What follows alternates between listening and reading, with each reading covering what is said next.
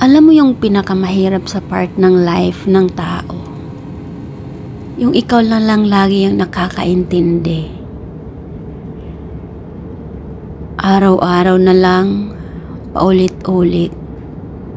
Pero yung ibang tao, hindi binigyan ng chance na baguhin yung kanilang sarili para sila naman ang magkaroon ng oras na intindihin ka.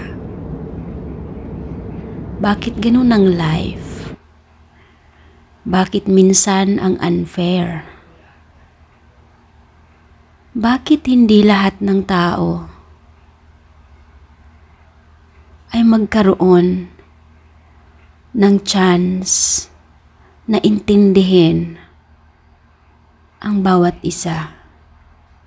Bakit kailangan laging may isa na mag-sacrifice?